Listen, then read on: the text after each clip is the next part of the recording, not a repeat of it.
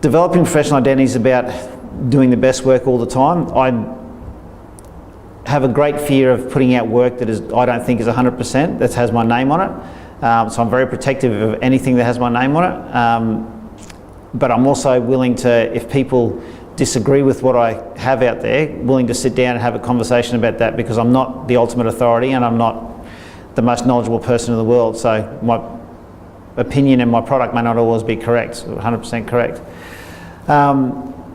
So to develop professional identity, it's about making sure you align yourself with the people and the processes you think reflect what your True North principle is. If you've read Stephen Covey, you understand what True North principle is all about.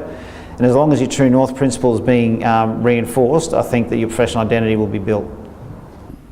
When I graduated, I had really thought my professional identity is to replace everything that the disease process has removed. But I think in time, I have come to understand with the patient-centered care, people might not be interested in restoring every single tooth that they had lost. They might be interested in just fixing that front tooth first, because there's a hole there.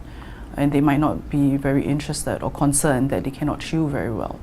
That is a decision and responsibility that they would have to hold. But for me, in the beginning years, I really had to struggle with that, to allow them to have that decision for themselves.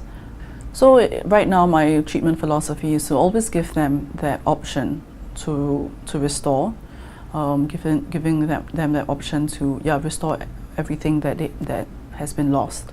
And how should they want to go about that with the different treatment modalities that we have, that would be up to them.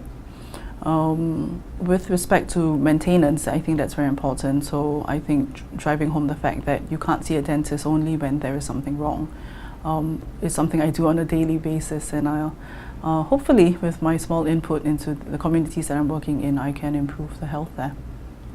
So I think that my professional identity is really centred around evidence-based medicine and having the best evidence available to you. I think that throughout my practice as a pharmacist and working for the federal government, I've had a much better appreciation for there needing to be robust evidence to support your decision making, and that really helps to take the emotion out of the decision making. It's really easy, I think, to get caught up in a great idea or identifying a need, but unless you've got evidence to support it, then you're really selling false hope to someone, which is both when I'm working in the government and when I go back and work in a community pharmacy. I don't want to give people a false sense of hope that something's going to work for them if there isn't evidence there. And so what I really try to pride myself on is trying to explain the evidence base of something to someone in a way that they can understand it. And I think with that comes a constant desire to always find the latest evidence, because things are changing. There might be a study that shows something conclusively, and that might change in time. So it's really important to stay up to date and to not just settle for accepting something as fact, to always be looking out there for better evidence. Professional identity is very important, and it's very important networking. I can't say enough how important it is to network, to upskill yourself, to be up to date with the latest practice, research, articles in your area of interest and in your area of work. I personally attend the Exercise Sports Science Australia conference each year. It's invaluable, A, to network, but B, to make sure what you're doing and what research is out there is up to date. As far as professional identity goes, exercise physiology, my profession, is the fastest growing allied health profession out there. Last year there was a 14% growth in exercise physiologists alone.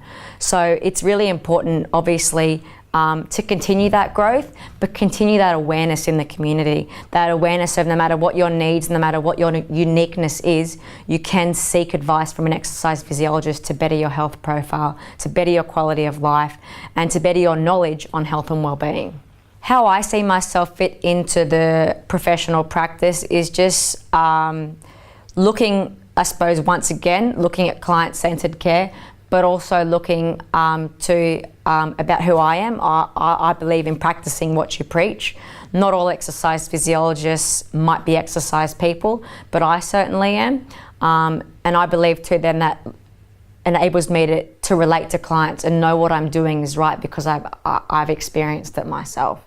And also too, like I said, networking, seeing what's out there, you know, you can never learn too much, and there's always, as far as exercise guidelines go, changes, tweaks, updates. So, you know, just because that was the guidelines 5 years ago, an exercise prescription for people with, you know, cancer, doesn't mean that's the guidelines today. So my idea of what I do as opposed to what I do, what I thought I'd be doing when I was a student is quite similar, which is extremely exciting, which means when I graduated, what I was doing was what I thought I'd be doing. Saying that though, it does surprise me too how much knowledge you can apply in the real world and how much you do learn does correlate and translate into real world practice. I suppose as an exercise physiologist, I've now realised that you are an exercise doctor. Like a doctor would prescribe medication, your medication is your exercise program. So you're not just, you know, having a chat to someone and moving on to the next person. You are a doctor, and that's what an exercise physiologist is. So I suppose I didn't look at myself as a doctor or as a niche clinician when I was a student. I was like, oh, it's sporty, it's active, there's exercise. But it wasn't until the final year of my degree where we really targeted exercise prescription for special populations like cardiovascular disease, pulmonary disease, aging, cardiopulmonary metabolic, neuromuscular, that I really was thinking to myself, okay, there's more specialised prescription than what I first thought. It's not just learning every muscle, every bone, every reaction that takes place in the body. It's really specialising in prescription and becoming more of a doctor in prescribing whatever your pill of exercise is. It matches the needs of the client.